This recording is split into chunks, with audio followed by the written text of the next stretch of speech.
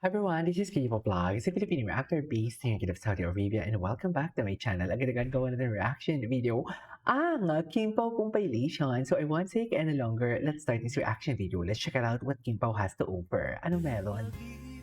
Ay, taray naman yung mga music natin dito. Ang mga music natin na parang walang bukas naman pala. Totoo ba? Yan ang sinasabi ko.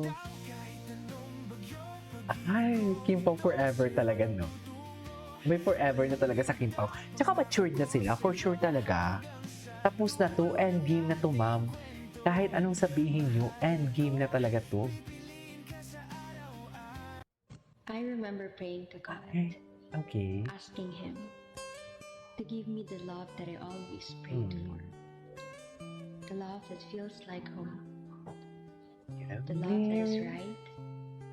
And the love that I no longer need to pretend.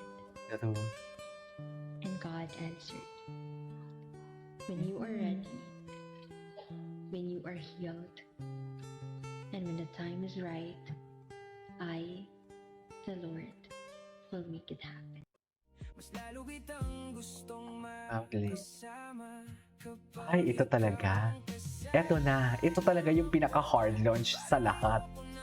Hard launch kung hard launch. Yan talaga siya, ma'am.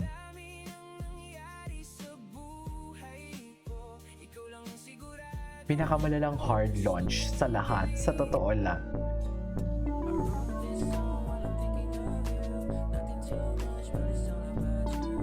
Bagay kasi talaga sila eh.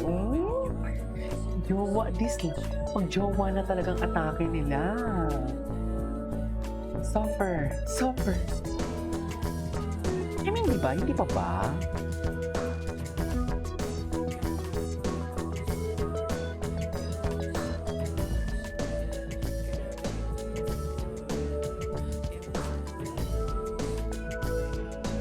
Ay. Kasi sa poster ko, minsan namamali ako. Ay! Ito.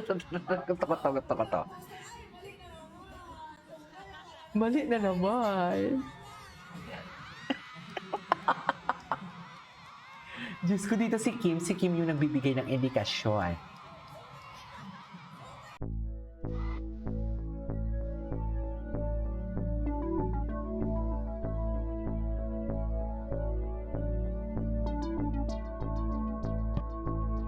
O eto na nga, di ba, hindi talaga Ay. kayo matitiis ni Paolo na hindi kayo bigyan ng ayuda. Kaya naman, Sige nag-post nga. siya sa kanyang- Okay, napanood na natin to. Ay, Kim Pao is real.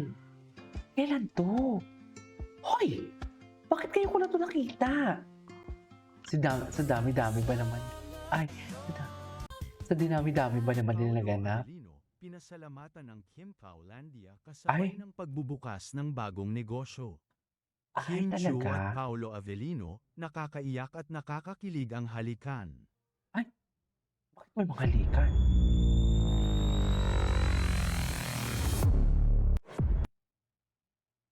Opisyal nang binuksan sa publiko ang pinakabagong business venture ni Paolo Avelino, ang PlaySpace na matatagpuan sa Ayala Malls, Vermosa.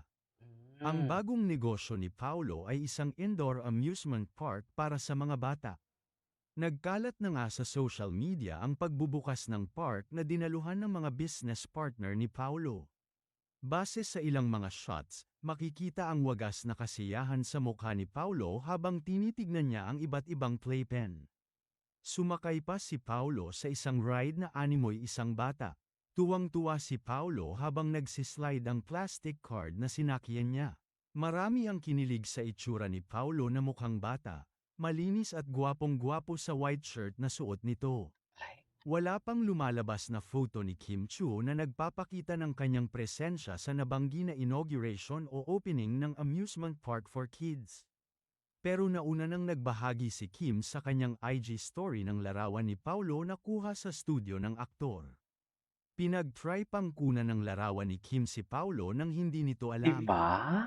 At para Hard lunch ipakita nga ang kape ni. na inihanda sa kanya ng boyfriend. Ganun talaga. Samantala, Charis! idinaan ni Paolo sa interview sa kanya ang pagpapasalamat nito sa Kimpulandia na bumoto sa kanya sa Kimpo- Outstanding Asian Star Kimpulandia. mula sa Seoul International Drama Awards. Kailan mga Say kukunin niya niya si Paolo? na-appreciate niya ang effort at pagbabantay ng mga solid sa botohan, na ang ilan ay hindi na halos natulog para lang ma-monitor ang kanyang ranking. Okay. Ganun ba talaga dapat? Samantala, very satisfying para sa mga fani ni na Kim Chu, Fani. Paolo Avellino, Fani. ang ginawang ending ng serye nila. Ay, Ang oo. bongga lang na iniba ang kapalaran ng mga karakter ni na Kim, Sa Paolo na sina orihinal. Stella at Vincent sa serye nilang The Alibi, na unang ang pinalabas sa streaming app na Prime. Sa Prime kasi ay pinatay ang karakter ni Paolo, at iyak ng iyak ang mga fani, na hindi nila matanggap na hindi nagkatuluyan ang mga idolo nila sa ending. Truths. Pero, sa version nga ng I Want, ibang-iba ang eksena. Dahil nagkita sa dulo ang dalawa, ay may halikan pa, ha? And they live happily ever after. Mamimiss namin kayo forever. Vince tell happy ending. Nakasmile din talaga pati mga mata nila. Kinilabutan ako. The Alibi has the best ending of all the projects they've done together. I no longer look for the kilig. Instead, I am in awe of their natural chemistry and fluidity in every scene. What an emotional roller coaster, but I'm so happy the TV version gave their love story the happy ending it deserved. Ang saya ko sa ending, pero medyo bitin sa kissing scene. Ay, Teary-eyed ako sa bitin pa ending, ba hindi ko yun? ini-expect na ganito. Paano naging bitin Dati pa naiyak ako yun? sa ending Diyos Happy ko. Ay, Heidi. Happy Heidi. Happy birthday. What's the latest? But Wait. Kim Pao Australia ulit tayo. Kim Pao Australia. Or Kim Pao Sydney. What do you think?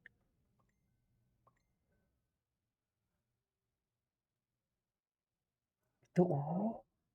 Kim Chu at Paolo Avellino, Ay, ito, hiniritan chismis. ng kambal ng mga fani. Hindi dito ng kambal. Totoo ba? Tiya na malapit-lapit na sa exciting part, ang mga idolo Feeling ko nilang din. sina Kim Chu at Paolo Avellino. Ramdam na ramdam daw nila na malapit na ngang umamin ang dalawa sa relasyon nila. Ramdam nilang bibilang na lang ng araw at maririnig na nila ang katotohanan sa Kim Pao. Pero syempre, may mga nagsasabi naman na no pressure pa rin, na kung ano No ang gusto pressure ng pa rin. dalawa, yun ang masusunod. Kasi nga, masaya naman daw sila sa nakikita nilang eksena sa dalawa. Maraming araw ayuda na talaga namang kinakikiligan nila. Lalo na nga ngayong nasa Australia ang dalawa, at kung ano-ano na tuloy ang naiisip nila. Well, may mga fani rin na super advance mag-isip, nakaaliw talaga ang gusto nilang mangyari sa Kim Pao. Imagine, naisip na nila agad na sana ay kambal nga ang maging anak ni na Paolo Diyos at ko. Kim, ha? Trabaho. Dasal nila na sa unang ire pa lang, dalawang cute na mga Trabaho. baby na nga agad ang bumungad. Ay, talaga ba? Magiging super saya nga raw sila kapag nangyari ang wish nilang yun para sa mga idolo nila. Go. Anyway, marami Super. pang ang proyekto na gagawin sina Paolo at Uy, Kim. excited ako sa kupino Bukod nila, sa Kupino, ha? may mga chika nga na may gagawin ding pelikula ang dalawa na isasali sa Metro Manila Film Festival 2026.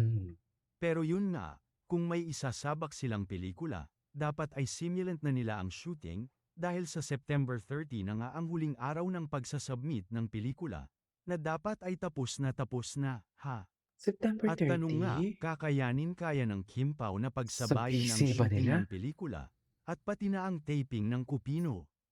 Abangan! Anyways, that is our for today's video from Kim Pao. This is Kiki Vlogs and see you on my next vlog. Bye!